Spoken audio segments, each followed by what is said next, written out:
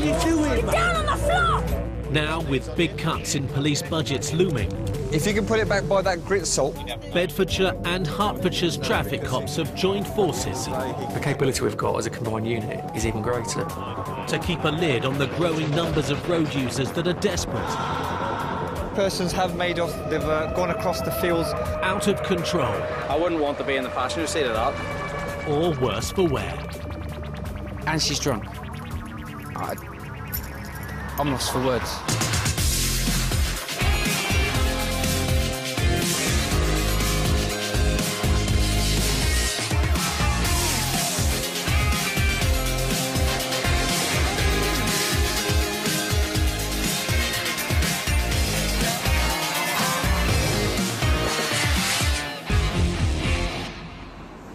It's Friday night in Hertfordshire, a time when the traffic cops are on particularly high alert, a time when accidents and incidents are all too common. Whiskey 1, I've heard you're looking for a car in a field. Already a report is coming in of a bad smash along a dark country lane on the outskirts of Watford.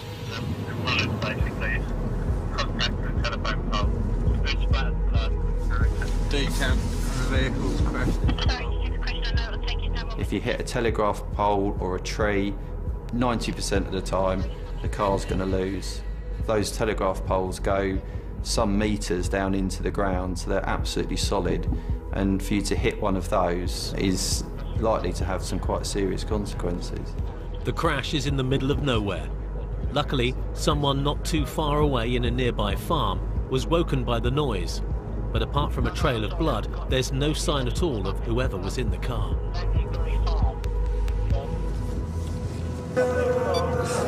Oh dear.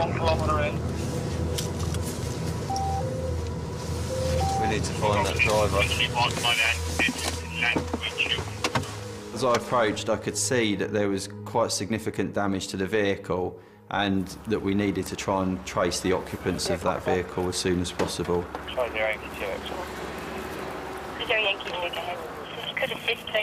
Our priority at that point is the welfare of those people. Ben suspects they can't have gone far.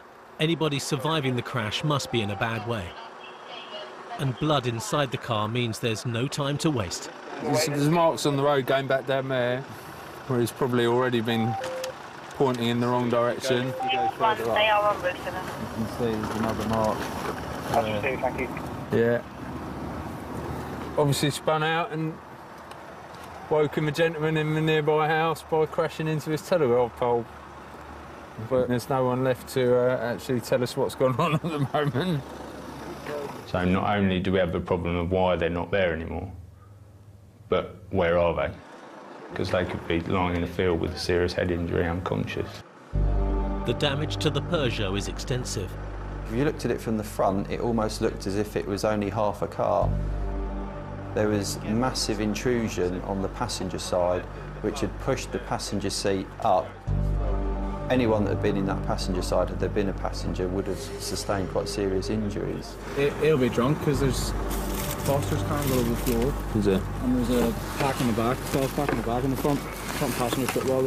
Empty beer cans are a pretty good clue as to what's gone on. Could smell alcohol inside the vehicle. So I would say that the driver was most definitely under the influence of alcohol at the time that he crashed into that lamppost. There could be somebody hiding in the nearby field, so the police helicopter X-Ray Alpha 99 has been called in to help with the search. Meanwhile, something else that might be to blame for the crash has been discovered: a space-saver wheel. It's a smaller wheel, it affords you less grip, less braking, so it's not as safe. And that's why it's got a speed limit, a lower speed limit. You shouldn't drive quickly on the Space Saver, because it's not designed to take the same stresses as a normal tyre. Yeah, well, see, the problem is, the guy who phoned up said he saw two people. So he said as he's woken up with a bang, he's looked out of his window, which is pretty much just overlooking this, and he said he's seen two people get out, but he can't be sure whether they're males or females. And he says after that he's just phoned us, so he doesn't know which way they've gone, but I wouldn't want to be in the passenger seat of that. That's bad. But then if they're thrown over slightly, if they're not wearing a seatbelt, then you know you can be lucky. We only had blood specifically in the driver's side of the vehicle. Anyone in the passenger side of the vehicle would have been seriously injured because there was basically no passenger compartment left in that vehicle. There was a blood trail leading from the car down the hill, which we followed to a point where it then appeared to disappear. Despite the trail having gone cold and no one found by the helicopter, the cops aren't giving up hope of tracking down any of the occupants from the car tonight. We deal with this a lot. People will drive their car, having had a drink, something will go wrong, and then they'll think, I can solve this. If I go home and say to the police, I don't know anything about it, I left my car at the pub, they think it will just go away, but it doesn't go away quite that easily, and the car's wrapped around a telegraph pole. In Dunstable in Bedfordshire, Friday nights are much like any other town across the country. Its pubs and clubs are packed with revellers out partying at the end of the working week. And as usual, some of them are worse for wear. In one of the town's nightclubs, someone's picked a fight with a bouncer. Some door staff have detained a male outside a nightclub in Dunstable. But unfortunately, we've got no available Dunstable units at all. It's a sign of the times that traffic cops are now often called in to help deal with public disorder. It's literally a question of who can you pull out of the hat. And generally, it's traffic, and then it's firearms, and then the dog team come out as well. Got a doorman here waving us down. Shona's going to take command. I got it. I'll go sort him out. You're kind of thinking, here we go, we're going to end up having to sort of go to loggerheads with drunk people. You can't communicate with them, you can't negotiate with them, and they always have to be right. But it's Shona that might not be right this time. Put your arm around. I'd naturally just thought, that's the person. I didn't do it on purpose, baby. Babe. The lad swears he hasn't done anything wrong. I haven't done anything on purpose, man. But a cab driver is alleging he's just vandalised his taxi. And it was only when I was walking my guy away from the door staff and away from the nightclub itself that I realised that Ian had also got somebody handcuffed that was on the floor. And I'd started to think, well, what else have we got here? Put your arm behind your back, chap. Ian's got the man that smacked the bouncer. Speaking to the door staff, they've confirmed, yes, this was the male that's assaulted one of them. But while Ian's got his hands full, Shona is still on her own. I'm not sucking, am I? And now there's a problem. Why am I handcuffed for? There were some guys behind us in the queue that were winding him up. And saying, oh, she's stronger than you, and really giving him a load of grief. And I think he clicked on, and he felt a bit upset about that. We need another unit in here, please. Down on the floor. What are you doing? Get down on the floor! And he's not going to be put down by a woman. Get him on the floor for me, please. I ain't done nothing wrong, mate. Down on the floor now. Hey, what are you doing, man? I've got him. The doorman come over, picked matey up for me and helped put him to the floor. Right, walk this way. Keep your head down. It's difficult because your natural instinct is to run over there and try and help. But I was conscious of the fact that I've got quite a well-built lad on the floor in handcuffs. I believe if I'd got up and gone over to help Shona, he'd have been on his feet, on his toes, straight down the road. Backup has arrived at last. Those people egging him on and making him feel really small didn't help my cause in any way, shape or form.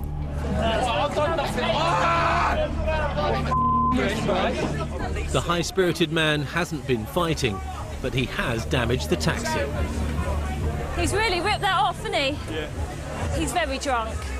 One in for ABH against the door staff, and then one for criminal damage, but he's completely kicking up in the van, so we're going to have to go back to custody and sort him out. Let's go. Back at the scene of the single vehicle crash, there's been a breakthrough.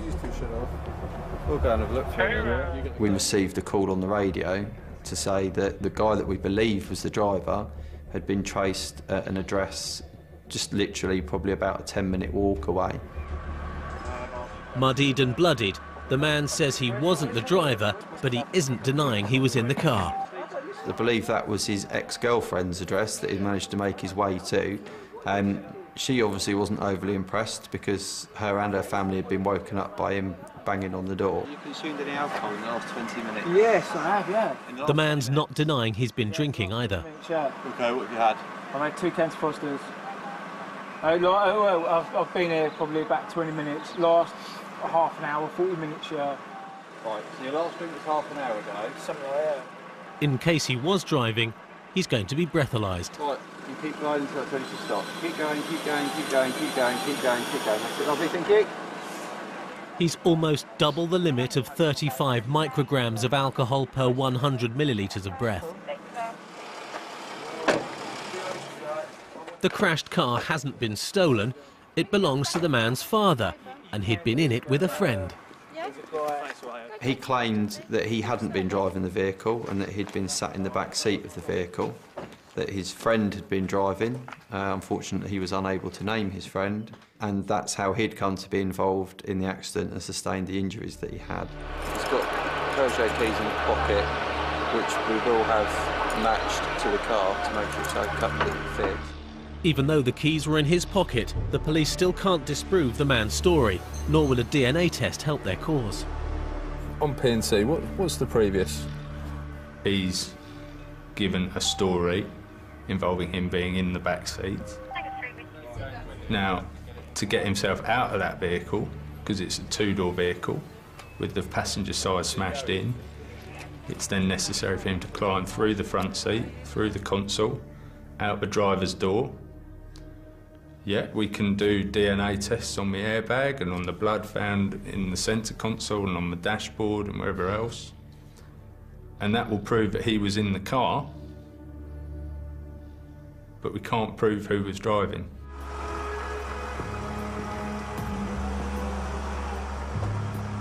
Whoever was driving has escaped justice this time. But that's not the case for the 2 men arrested outside the nightclub in Dunstable. They're being hauled into custody to give their stories. I'm not fighting, if you want me to say fighting. I'm not fighting anywhere, please be careful. He was very up and down, very hyperactive. I think he was more misunderstood. What are they fight for? Because you were fighting. He hadn't done anything wrong, he was saying. We were left alone initially in the interview room, and he started to get a little bit more resistant towards me, so I had to get another unit to come in. But he was searched and a small amount of cannabis was found on him. It's for medicinal purposes, he says. Prescribed for it, I can't get to sleep without... Super! You get these at chemist, do you? No, I'm obviously going to the wrong chemist. Right. Don't take the piss. OK, we're going to take these cuffs off slowly.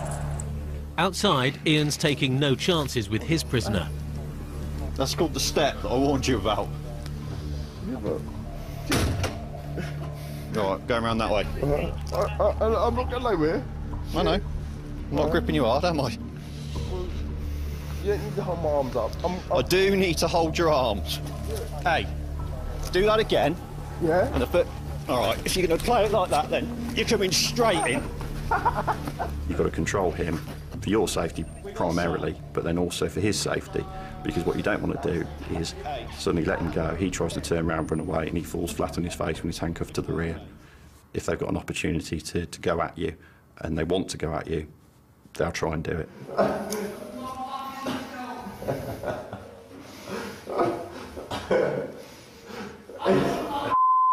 the whole thing a little bit hilarious. No, that's right. Cool. Happy. Right, back up in the bending down Swing position. his legs around that way. All right, Derek. Yeah? Purely because of what you just did out there in terms of your little reaction, I don't want any more of that, all right? So, That's a similar thing to what I was just talking about. What difference does it make? As soon as you arrest somebody, you're responsible for them. And even though they might be giving you all the abuse under the sun, you still have to look after them. No. Stay like that, don't move. Oh, shut up. Nice. Thank you very much. 14% of road deaths involve drivers over the drink-drive limit. Frighteningly, more than a third of all drivers admit to driving the morning after a heavy night before. Hello?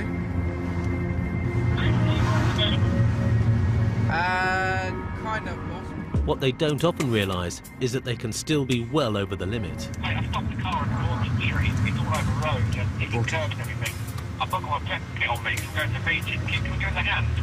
Yep. However, it's a problem the traffic cops are all too well aware of. We were on our way to Luton and got a call from the inspector. I've stopped a car. Have you got a breath kit? Can you come and just assist me, please? I haven't got anything with me. Yeah, we'll be with you in about 3 minutes. It's the morning rush hour in Kempston near Bedford. There's two, 3 schools within that area. At that time of day, there's a lot of people, a lot of pedestrian traffic. There's a lot of cars as well. There he is. The suspected early morning drink driver pulled over by Chris and Keith's boss is a female. It's a lady. I can't seem to put a finger on it, but the women are quite bad for drink driving. In my dad's day, used to be working men knock off early on a Friday, and still builders still do it now, don't they? They call it Poets' Day. They go to the pub, but more and more women are doing it. Because he pulled out in front of me, causing me to stop. Because you're driving so hesitant, and then when I pulled you over, you hit the curb.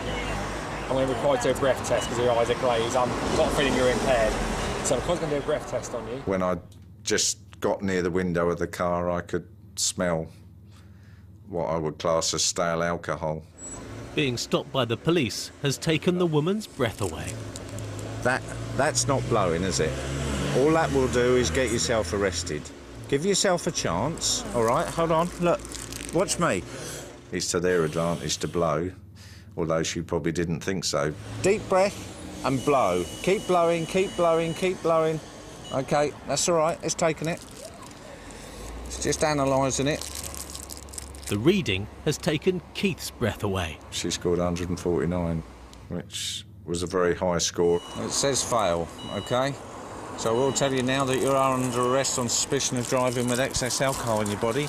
Tell you don't have to say anything, but it may harm your defence if you don't mention when questioned something which you later rely on in court. And anything you do say may be given in evidence, OK? So what will happen now is we'll go back to the police station at Greyfriars. You'll get the chance then to blow on another machine, and it will be the analysing of that sample that will decide whether you're over or under the legal limit. It's not only the woman that's worse for wear, so are her tyres. This one's really, really low, so it's below the minimum depth. Minimum depth is 1.6 millimetres. And look, the tyre is actually starting to split, where she's used it so much and she's not replaced it. I was just shocked. I've not seen tyres like that for a long time. And she's drunk. I'm lost for words. I can't believe how stupid and irresponsible she is. You know, drink driving has gone down, I believe, but there's still people who ignore the law. And the fact is, you know, 2,500 people die on our roads every year, and it's too many, and drink drivers are a massive factor in that. That was in the footwell, so that might explain a lot of it. She's probably called at the shop where she'd pulled out in front of the inspector, having just purchased the half bottle of scotch that she had with her, and then perhaps had a top-up for her breakfast. Having blown 149, it's going to be a while before the woman is sober enough to be charged. She might be needing her toothbrush at the nick. She's going to be in all day, most of the night. Your emotions cloud your judgment, so you try to remain calm all the time. But I was really angry with her for having the audacity to be that drunk. Okay, do you want to put your seatbelt on for me? When it comes to getting on a wheel, having consumed alcohol, my sympathy soon wears out, because actually my wife got hit by a drink driver and he slammed straight into her at speed. He wrote both cars off and her shoulders never recovered properly. As I came down, there were two mums with red buggies with toddlers in. Now, I've got a police car, which is Battenberged up with blue lights, bright white, yellow and blue. She didn't even see my car pulled out, causing me to stop. Now, if that car had gone further forward and hit those kiddies and those prams, then we're not looking at drink drive, we're looking at fatality. So, actually, I'm really happy. It's a good result. One unsafe driver off the road. Hello, sir. All right, boss.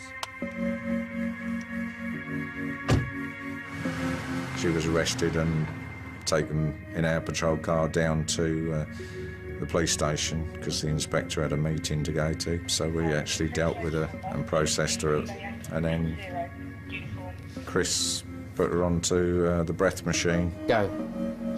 Keep going, keep going. Watch the little bar. Try and see if you can trip it over. Yep, you're done. Right, do you need to sit down now? No, I'm all right. Well, you can do, because that's it, it's all over. All right, well done. So it will go through a check sequence, and then it will all flash, and then it will show you two readings. All right. Basically, the legal limit is 35, but they don't take any action until it gets to 40. Okay, so you're hoping that one of those readings will show 39. Okay. Do you think it will show that low? Hopefully, yeah. Yeah. Yeah. It's just there. You want to just shut the door behind? Yeah.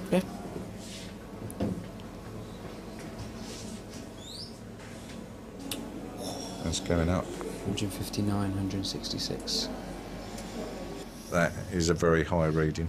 Well, over 4 times over the legal drink drive limit. She actually blew higher at the station, which suggests that she'd probably had a drink from that bottle before she'd pulled off. That's the most I've ever seen.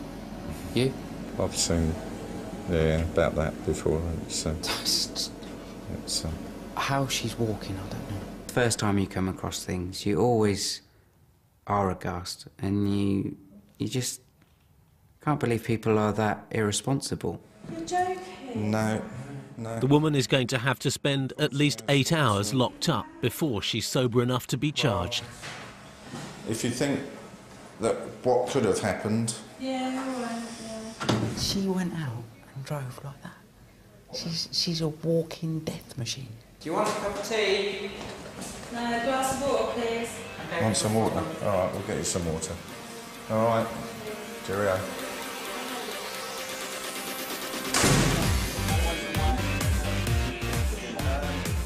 In Luton, the police have a little extra help to fight crime.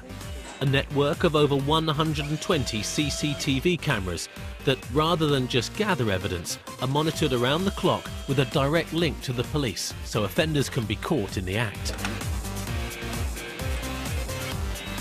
These people caught on camera with the green van haven't come to Sainsbury's to do their shopping. They're helping themselves to clothes left for charities.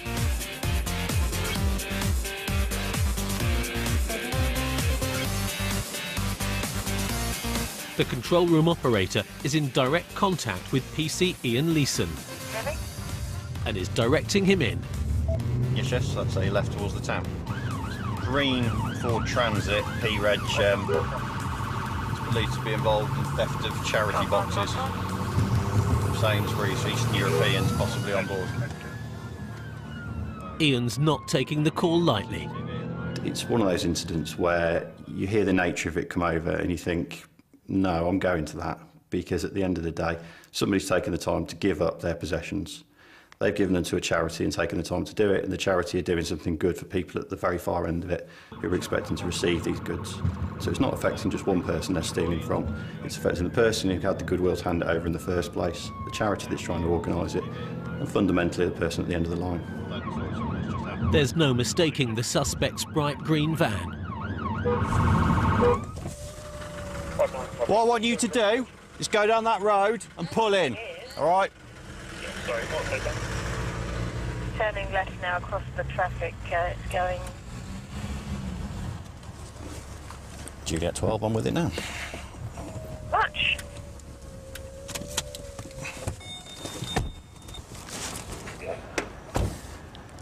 How are you doing?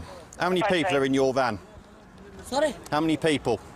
People. You, phone down, please. Yeah, end of call. No, stop. Oi. Stop back in your van. Wait there for me. Just give me your keys. Yes, boss. I'll explain why in a second. There's something to do with an allegation that you might have taken something that doesn't belong to you. I'm going to show you back to your Yes, charity bags. Okay. Okay. Charity bags. So if you just step out for me for a second. I'm going to pop these on you. Juliet, 12 you're in order, aren't you? Yes, yes. Right. No, put your hands up there. Pop them down by your side. I'm not going to shoot you. It was one of the more surreal moments when you ask a driver to get out of the vehicle and he turns around and puts his hands in the air. You just think, no, not in England. Just pop them down by your side. I'll be quite happy with that. No, round the front. Sorry. That's all right. Just come over here for a second. I'm only handcuffing you because I want to search your vehicle. Melbourne Road, yes. What? Right, you just sit in there for a minute while I look in your vehicle. Yes. Okay? The men are from Romania and don't appear to speak much English. The language barrier became apparent quite quickly, and it makes it very difficult then to obviously get the message across. The man in the green van's been caught red-handed. That'll be the charity bags. And you never know with jobs like this whether or not there's anything more to it. It was PC Knight passed the details over the air, and it came back that the gentleman he detained was actually wanted. Sorry, boss. Right. What happened? Where did you get those bags from, the clothes? Not the house. Come in. The house? Yes, collect. Are you being honest with me? No. Not lying? No lie. Come in. Not Promise? Promise. Promise you're not lying? Come in, not to It's people. okay. I'll speak to somebody that will tell me whether you're lying or you're being honest. So Yes, just bear yes, with boss. me. No problem. No problem. Don't panic. Yes, boss. The man's got no idea he was seen by a CCTV operator. What information have we got regarding these charity bags? We were watching them on CCTV, remove them. Copied, and where were they? Sainsbury's, Stockport Road.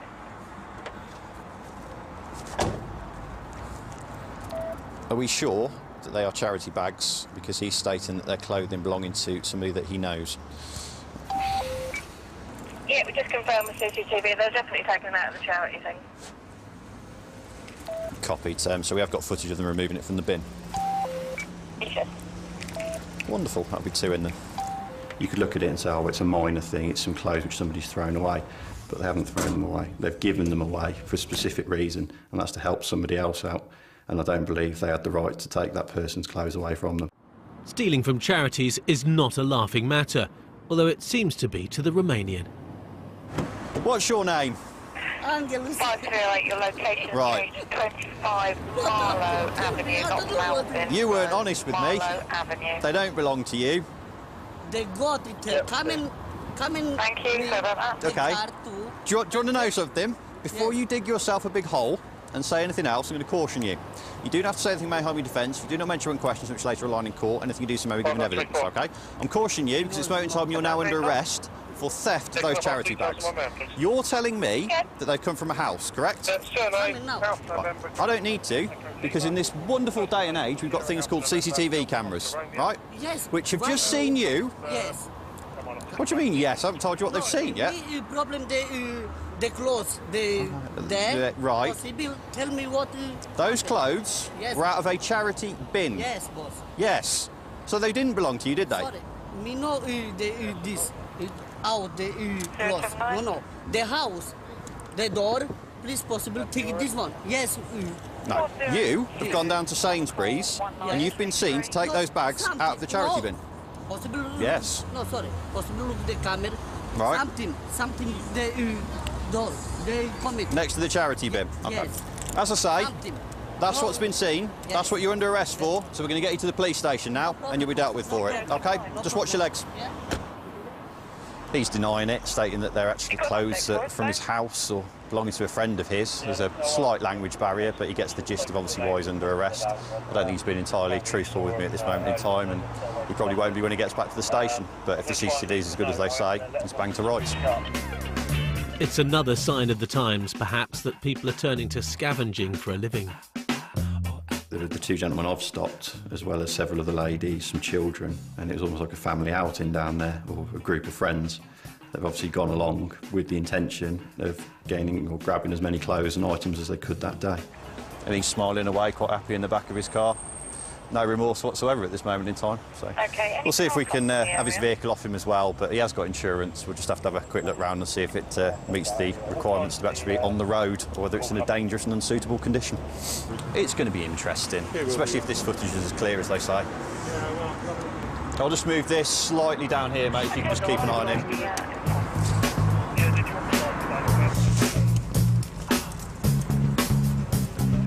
Just the high-performance vehicle I thought it was. The passenger, who is wanted for another offence, and the driver are both going to be questioned back at the police station. 20 miles north of Luton in Bedford, Chris is out with PC Tanvir Hussain. Monday is everywhere, but not the one that we want. They're on the prowl with ANPR, automatic number plate recognition equipment that's built into their unmarked patrol car. Tan noticed this white van and it activated our ANPR. The reader is linked to the police national computer and flags up any suspicious vehicle. Slow down, just turn right, see what he's doing. Just go into the forecourt as if we're filling up. There he is, look. Burglaries. The van was linked to thefts in the Bedford area. The man's a modern-day rag and bone man who's also taken to scavenging for junk to make a bob or two. His high-vis top gives him an air of officialdom and a cover for committing petty crime in broad daylight. If you put out road signs and cones, close the road off, nobody asks any questions. You walk around in a fluorescent jacket and you've got a van with a yellow light on it, and they think you're official. And they just go down the road and they take all the drain covers. What is it? Cone. It's not actually a cone, but an old post for cats to scratch on. There you go, let's go and throw a few F's in there. Wait, we'll get him to put it back. Let's just see what he does, just for a couple of minutes. If he come out now. If he's... No, he's looking for more stuff. See, him wearing that, I just don't want him to knock on someone's door. Quite a few elderly people living in that block of flats. What he's looking for is scrap metal, so they can go and sell it on, get it weighed, get some money for it. That's what they're really looking for. Put something else in there. Yeah, that's what he was carrying. I know it's minor, we just get him to put it back, end of. Chris and Tan are going to have a stern word. It doesn't belong to him. Whether somebody's throwing it out is irrelevant. It doesn't belong to him. Most probably his dad. I decided that he was going to put it back. Hello, sir. Hello, sir. Jump out. If you just take out what you put back in here and put it back where you found it, because it doesn't belong to you, and then we can have a chat, please. What is it? Come on, I'll show you.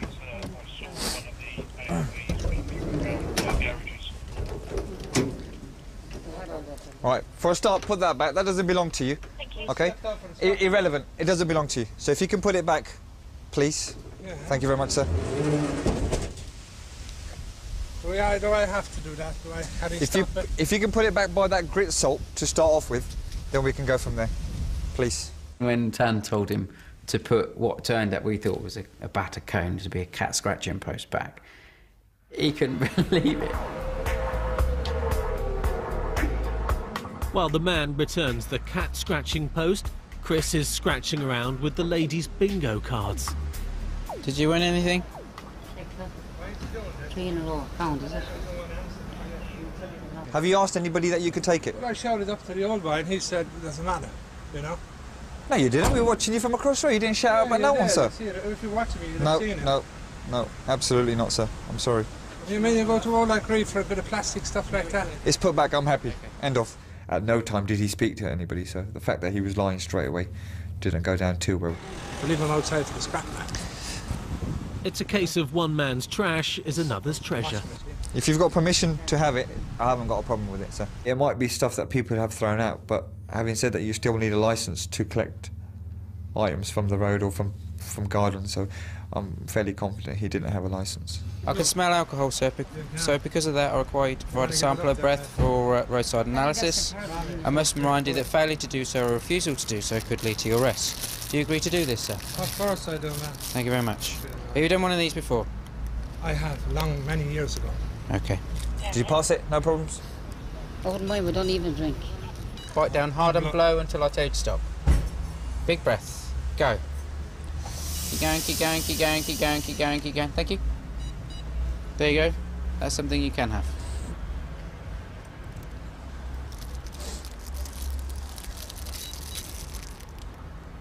Zero. You can smell alcohol off of me.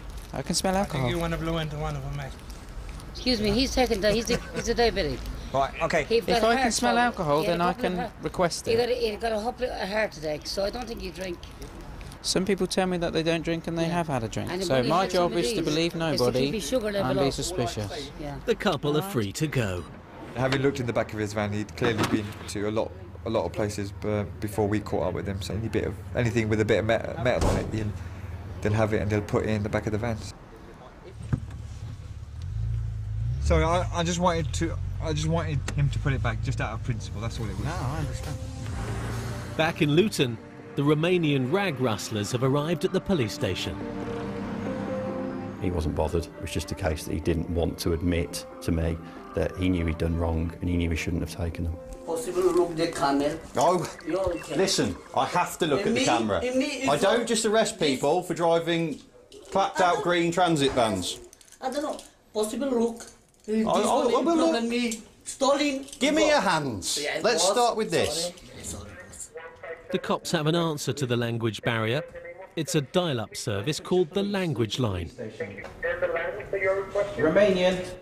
Translators, fluent in any chosen language, are available 24 hours a day. All custody suites, any officer that's out and about on patrol as well can use it. It's invaluable, especially in roads policing. Hello. Hello. Hello, interpreter. We've got the second person here now. Ask him how much he's had to drink tonight, please.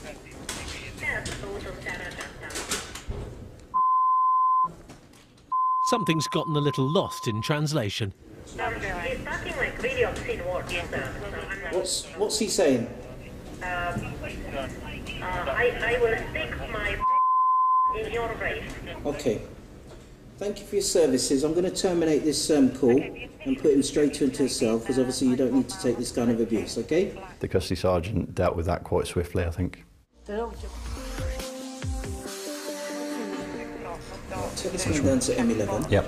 Okay. Hello? Angelo, this way.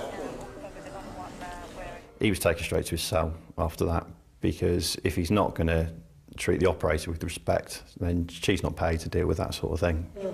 Shoes. It's not been quite the rags to riches story the Romanian had been hoping for. Okay, if you need anything, there's a buzzer. It's just there, all right? Press the buzzer. Thank you.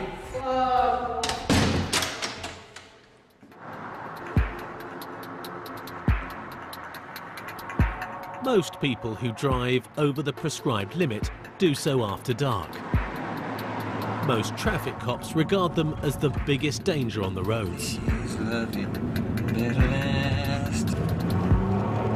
For Chris and Tan, catching them is just about the most important part of their job. We're known as the OPL disqualified driver boys because that's all we target. We arrest practically every shift. It's our passion to go and get those people.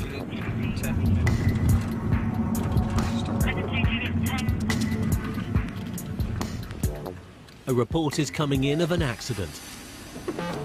Yes, boss, details? One vehicle on the A421 between the BP and the Marshallings roundabout.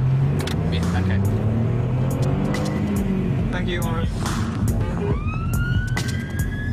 It involves a single vehicle on a fast dual carriageway. Whenever that happens, thoughts turn to wheels falling off, or more likely, drivers that have been drinking. Just between the BP and the Marshallings roundabout. Over, there's another lane. Whole lane.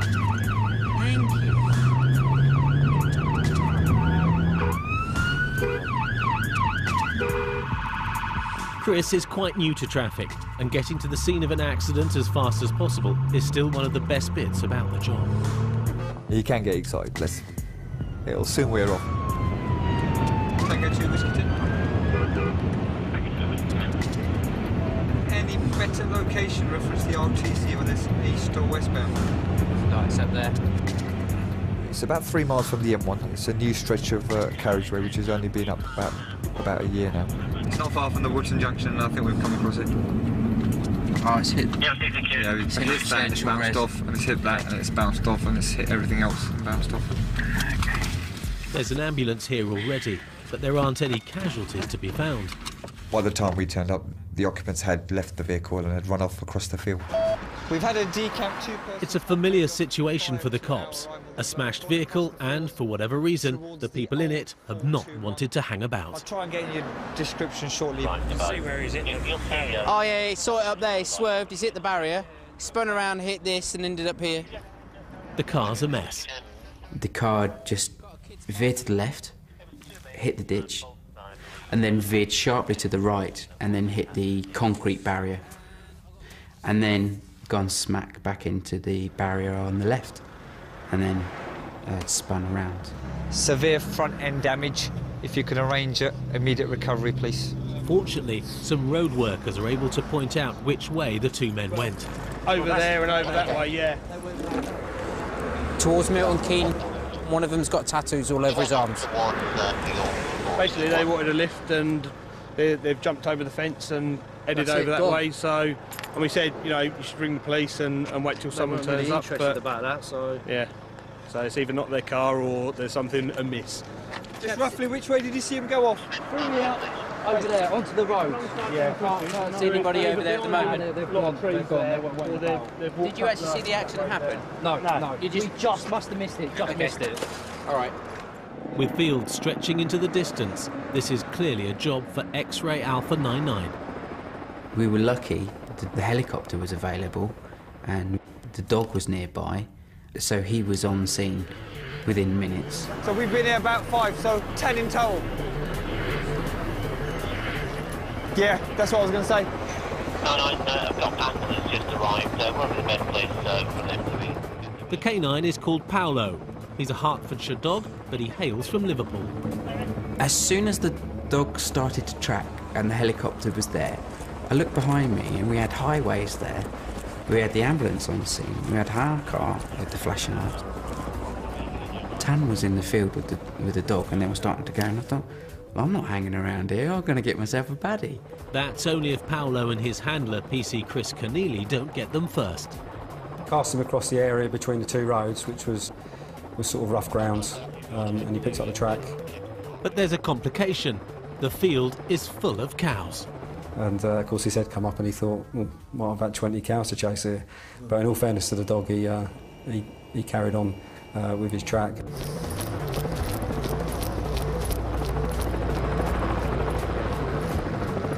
The next hedgerow ahead of you, you then want to turn left and follow that down to the corner of the field. There's a small bush there. We've got 2 heat sources lying under the bush. The offenders were hiding in a ditch in amongst undergrowth to make it a bit more difficult for the crew with a thermal imager camera equipment to find, but not impossible. I need to be this side. Once you get through the gap, I think there's another hedgerow on your right. You need to get through that hedgerow as well. It's electric fence, Chris. Hey? It's electric fence, that one. Yeah, got that. Pull that up, please. He's obviously tracked their general route because he's going towards them. The dog, despite being electrocuted, which made it very cross, was onto a track. A good direction of travel at the moment for you, Delta 6. You've still got about a good 700-500 metres to go. The thermal imaging camera has picked out 2 people and they're hiding up to their necks in a drainage ditch. But despite that, Paolo is onto their scent. He was born to be a police dog. He loves coming to work. That 6 is about 4 yards ahead of the dog. He loves tracking and searching and chasing people.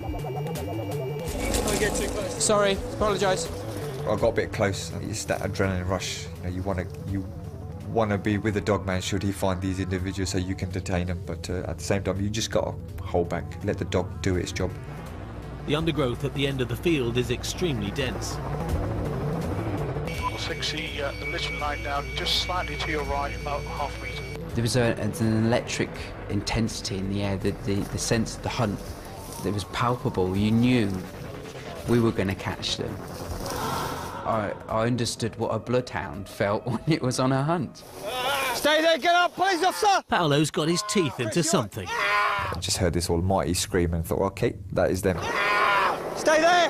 Where's your mate? Where's your mate? Stay still! Stay still! Come out here, mate, come on! Unfortunately, I weigh a bit more than the dog, so when I went down the bank, I went head first, landed flat on my face, covered in water. Well, as I'm basically picking myself up out of the water, the dog's already gone through now to the reeds and has actually located one of these fellas. Unfortunately for the men, his bite is worse than his bark. Hand! Lean! Where are you, mate? Come this way! Come this way! Give me your Come hands. this way, other than get bitten. Come on! Come on! Right, you can lick these wounds out of the way. You wounds want to fall down. I've got one, stand by. Where you been? Okay. Am I kidding you? Okay, fine. Right, okay.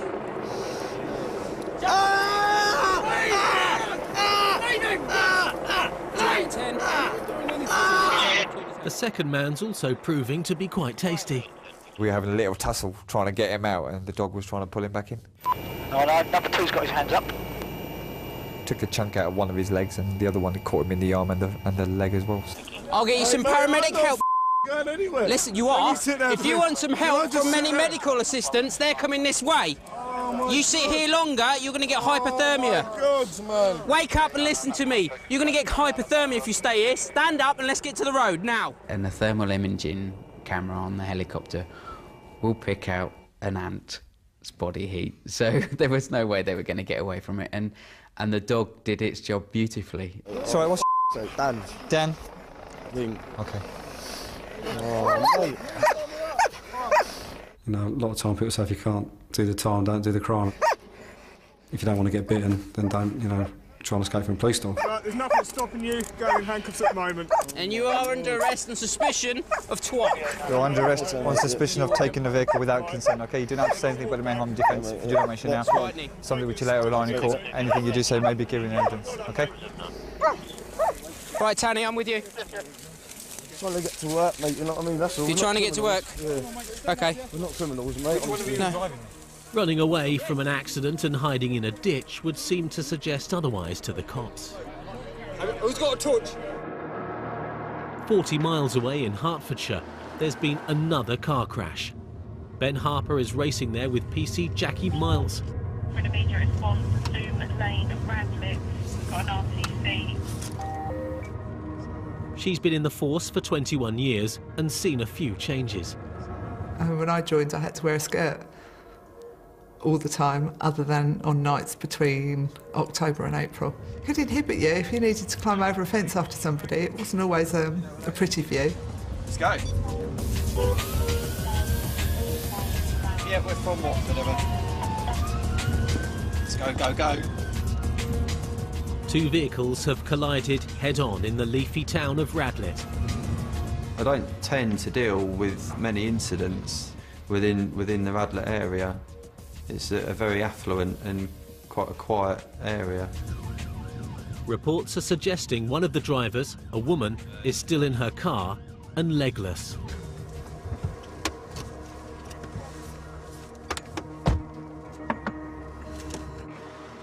Hello. They were right. How are you?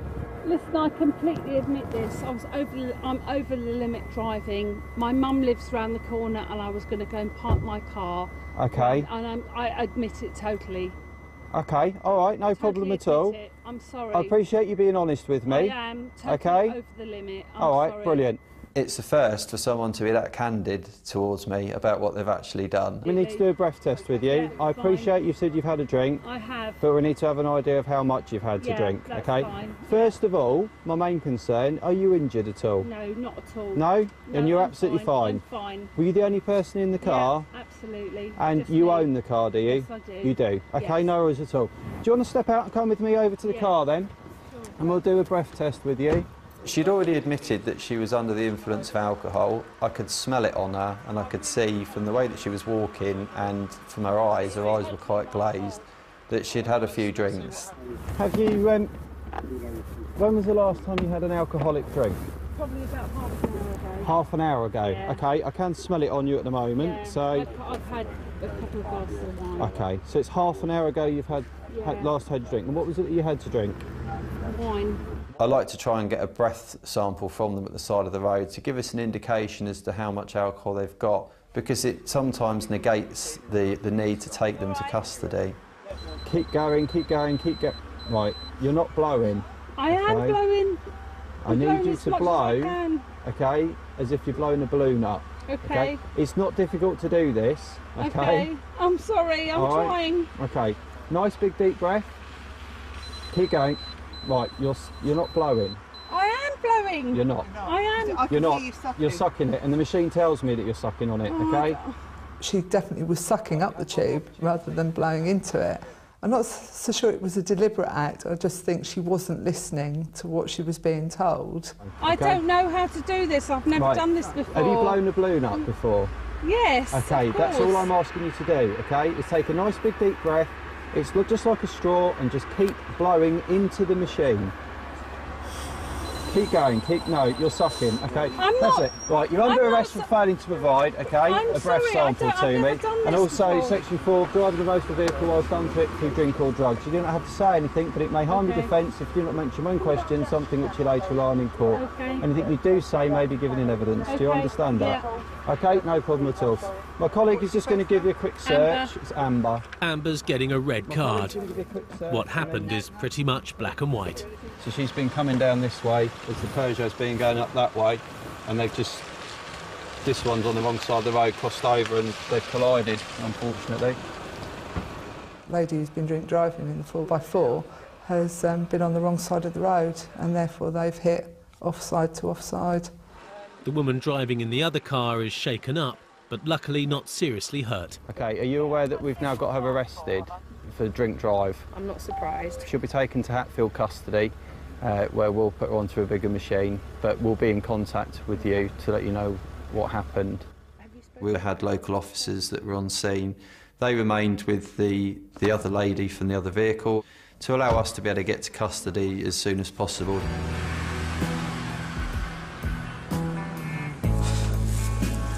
Back in Bedfordshire, Chris can barely contain his excitement.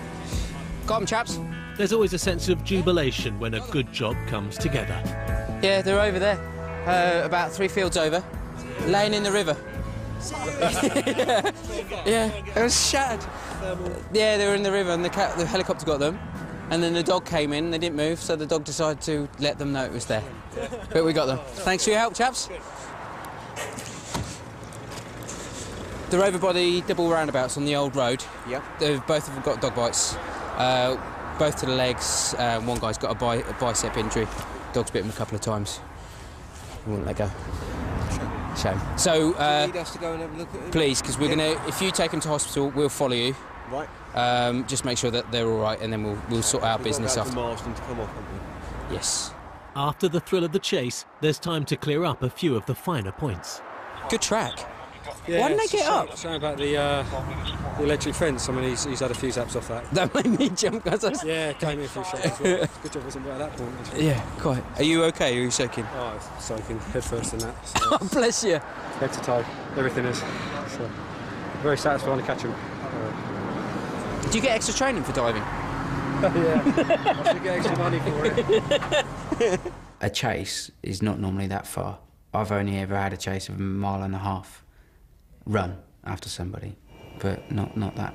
3 acres in a ditch across fields and electric fences and dodging cattle. One of the best jobs I've ever done. Okay, mate. The 2 men are off to hospital to have their various bite wounds looked at. Yeah, that's nice. Only for that, mate. Come on. Had they come quietly, Paolo would have restrained himself from having a little nibble. I've been bitten myself and it does hurt, so it's one good reason not really to have a challenge or run from a police dog. And certainly give up when you're told to give up. The dog was on the money. Nearly had a go at me. He was like, don't get close. Nearly took a chunk out of my arse. That would have hurt. I had visions of him letting go of that dog and it just sort of coming after all of us. I would have been the first one out, that's for sure. I don't do dogs at all, mate. I'm absolutely scared of them. Once again, proving who exactly was at the wheel is a forlorn hope. They both had come from Cambridge Hospital, both plumbers doing some work there. The chap that I was with admitted to being the driver. However, we couldn't prove at the time who the driver was, so they were both arrested on suspicion of taking without consent. They were both breathalyzed, they were both over. One of them was a disqualified driver, and the other one had no licence and no insurance, so they were both dealt with and taken to the hospital. Amber, who did come clean about being drunk after she crashed her car, is going to have another go at providing a sample of breath. She was booked in, she was then taken to the intoximeter room. Up you come. Keep going, keep going, keep going. That's it, stop, that's it, Sorry. It's done, Oh, it's done. sorry. Take a seat for me. This time, she's managed it. Okay, you're given 2 readings. First specimen was 72, okay? The second reading was 69. Legal limit is obviously 35, so you double the drink drive limit. She'd certainly never been in trouble with the police before, and she seemed quite daunted by everything that was going on. It's just not like me to do this. It's just one of those silly things. I'm so responsible, and She did seem sorry for what she'd done, but only because it was going to affect her and her job. well, it's a bit bizarre to me because I made a silly mistake today. Never, ever, ever been in trouble with the police before, and this is a bit alien to me, the whole lot. I'm not an alcoholic, I don't drink in the pub every day, I don't, you know, I do a job.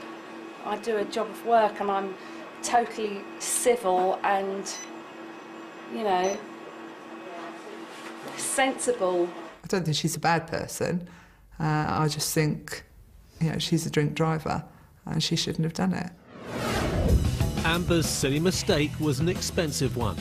She's had her driving licence taken away from her for 17 months and was given a £100 fine. The other woman drink driver, who was more than 4 times the legal limit, was banned from driving for 3 years and ordered to do 150 hours community work.